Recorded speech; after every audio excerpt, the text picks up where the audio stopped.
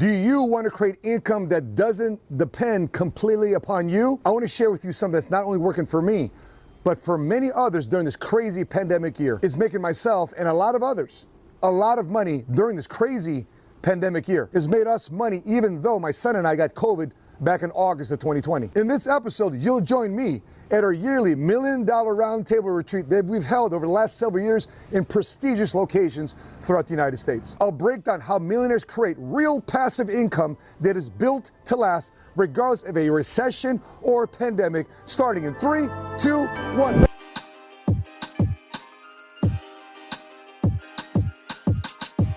What's cracking, everybody? Just a quick excerpt from a 2.5-day $1 million retreat we've held, and I'm fired up for this because we're sharing concepts and ideas that has lasted through the test of time and shown that it's built to last. You see, there are 3 major ways to get money into your bank account. Number 1, you can earn it.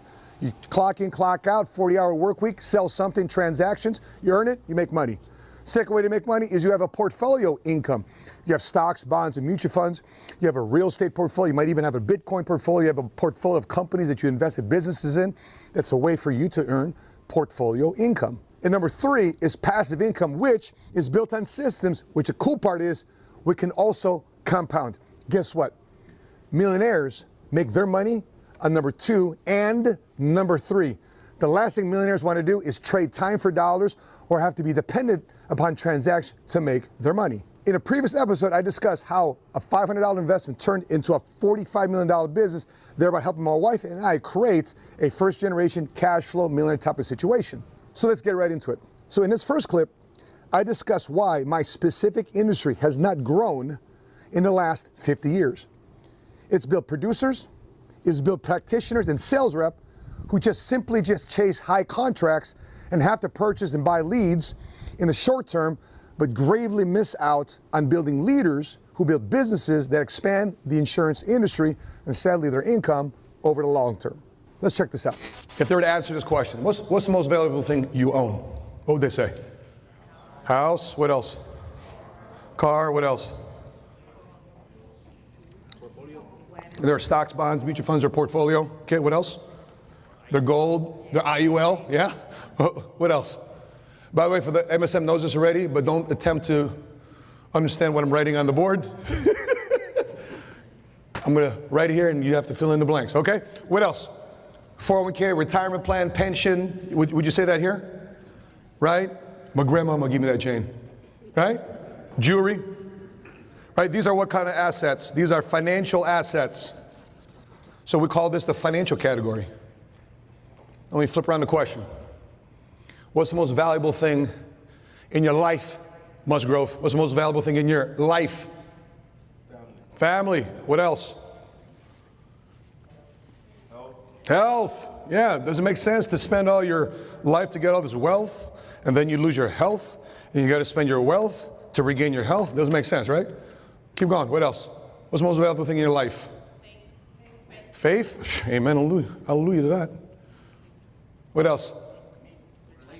Time. Ooh, damn, Cindy got deep with that one. Time. Right? Would you say relationships? Right? Very important to you? What do we call these things? This is called your human assets. Right? Human. This is what makes you you. Okay, so if I was to go over here, this is your intellectual quadrant. What's your intellectual quadrant? Your education, your experiences, right? What else would go under intellectual? Your skills. Awesome. What else? We'll go in there. Okay, you guys are stumped. Okay, let me ask you this question. You have your financial quadrant, you got your human quadrant, you got your intellectual quadrant. Okay, 3 quadrants. You have a dilemma now. I'm presenting to you a dilemma. You have to bankrupt one quadrant. You got to get rid of it, bankrupt it. But the other part of that too as well is you get to keep the other 2, and the other 2 that you choose, you get to perpetuate for multiple generations. Look at the quadrants: financial quadrant, human, intellectual quadrant. You guys got it? Which quadrant are you going to bankrupt?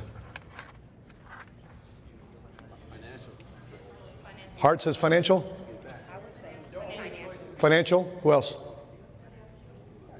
Shatara? Financial? Financial. You guys are all saying financial. So you bankrupt this. It's gone. Why? You rebuild it with you can rebuild it with skills. Well, no shit. Because with your relationships, your skills, your experiences, your wisdom, your friends, what you've learned. What are we doing right now? We're sharing knowledge, aren't we? So therefore you can get ahead in your business sooner, faster, and further. So in other words, you can keep these other two, your human quadrants and your intellectual quadrants. You would keep those two, because you can always rebuild what? This. Here's a question, before I get into producers versus builders. How come then most financial institutions, most financial companies only talk about one asset then? I can get you a higher contract, I can get you leads, I can get you a higher rate of return, I can get stock, bond, mutual, blah, blah, blah, blah. And you just told me the least most important thing to you in your life is that. Got it? That's what makes PHP special. That's what makes us special. Try buying this. Can't buy it. Try replacing this. Can't buy it. So when you're thinking like a producer versus a builder, guess what you're thinking about? How to grow these assets, because this by nature will naturally go what? Higher. Remember we read the book, T. Harv Ekker's Secrets of the Millionaire Mind? You can't outgrow the current identity level of you. Can't outgrow your identity. If you think like a $50 an hour person, you think like a $15 an hour person, you think like a $100 person, and you make $30,000 a month, and you still think like 10 bucks an hour, guess what? Sooner or later, you're going to lose this, because you didn't grow this. FollowMe.com? Interesting, right? Everybody in that room said that for the long term, they would bankrupt their financial quadrant over the other assets that are the foundation what they're knowingly standing for, which is their values and their principles. Now, the mindset of how you do what you do is transferable to any industry, business, or endeavor that you're continuing to pursue. Here's why: simply just locked in on sales and transactions and purely focused on getting a check is simply too short term. See, it's one thing to create income. It's another thing to create $50,000 income, $100,000 income. It's another thing to create 7 figures of income, but it's another thing to play for keeps. Ask yourself, do I want what I'm doing right now to operate and take on a life of its own? So if you're clear on that, you'll make much better choice to make that vision come true. It's a good transition to this next clip about focusing on just selling your product or service. For now, although good, is just too short-term thinking. Why, you may ask? Let's check this out. The reality is, sometimes when we think linear, whether you're working for somebody or you're thinking sales, okay, your income's like this. You have a job, what happens? Linear, 40 in, 40 out, linear income, hopefully get a pay raise. That's your income. This is a job, okay?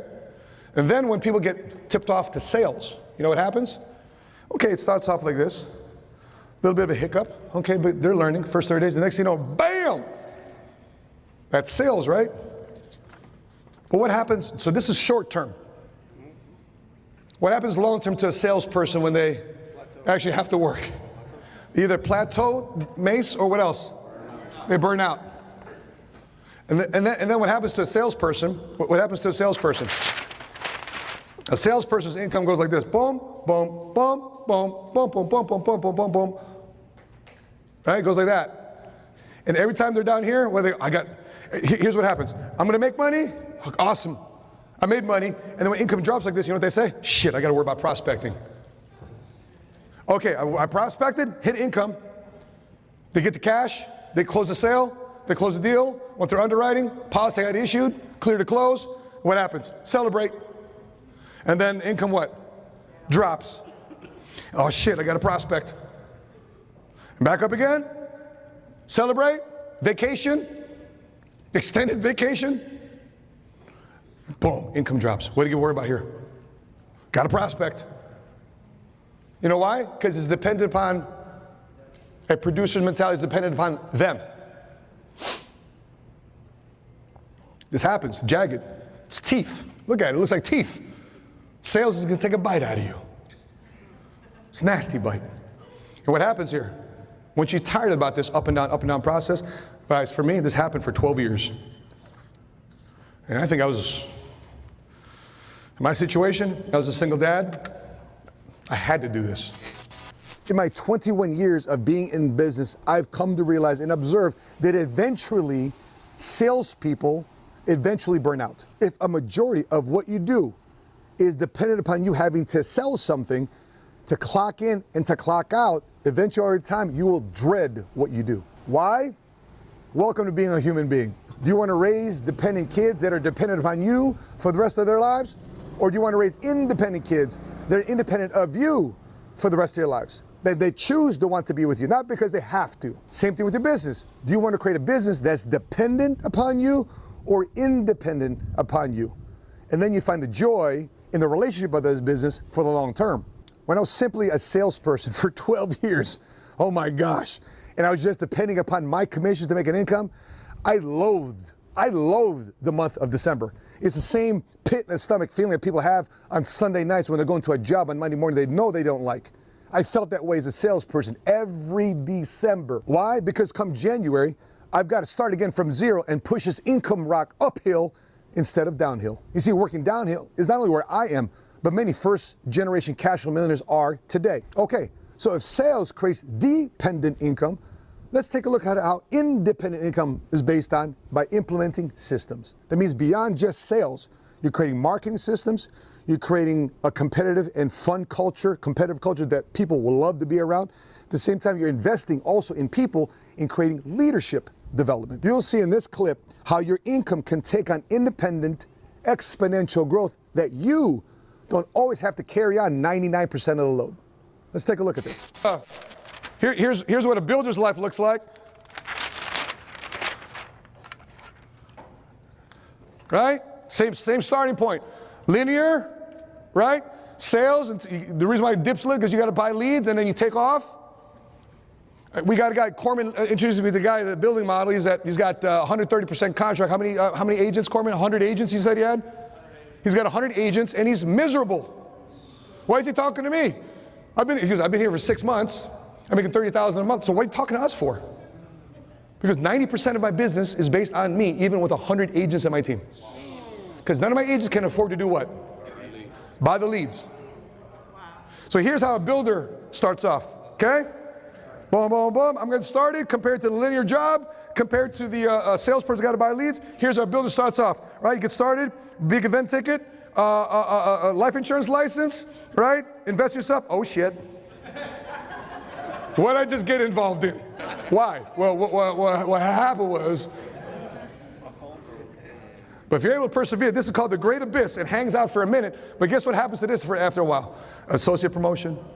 Feel the associate promotion. Oh shit, you got licensed, you start getting paid now. It's meeting and exceeding what you get at your job. And then compared to the salespeople who made a whole lot more money in the short term, guess what happens to you? And guess what? It stays there.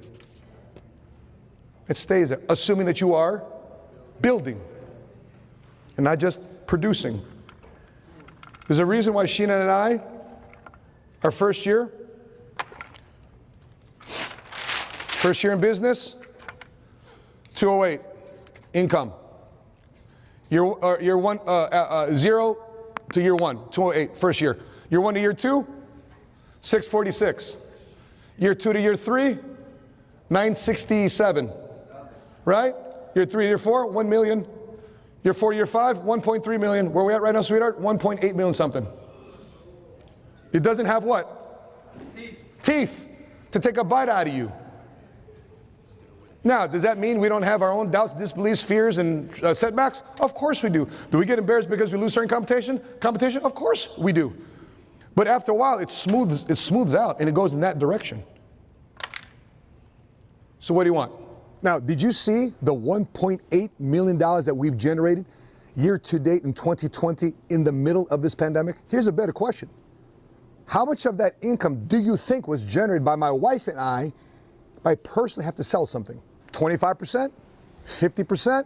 75%? You want to know? 1.7%. What? That means 98.3% of our income is coming from a business by running a system, by running a process, by having leadership development installed into our business that we bought into. Now think about this though. Imagine if we wanted to say, hey, let me put $1.8 million of income personally responsible on my own shoulders. Imagine if you do all the math, how many sales we'd have to individually do, how many prospecting efforts we have to do, how many marketing efforts we independently have to do, how many follow-ups we have to do, how many case studies we got to do, how many illustrations we got to do, how many proposals we got to do, how much rejection and changing of other people's minds that we have to deal with. Imagine the heartache it would actually take to generate that type of income in our industry to make that type of money. Now consider this. Because we're not dependent on independent sales, individual sales to make our income, think about the deeper amount of education we have through our clients. The amount of education and time spent with the people that we work with and serve, how we can help them to create a better educated buying decision, that we don't have to desperately rush through a sales process to sell something, so therefore we can eat. Here's the beautiful part.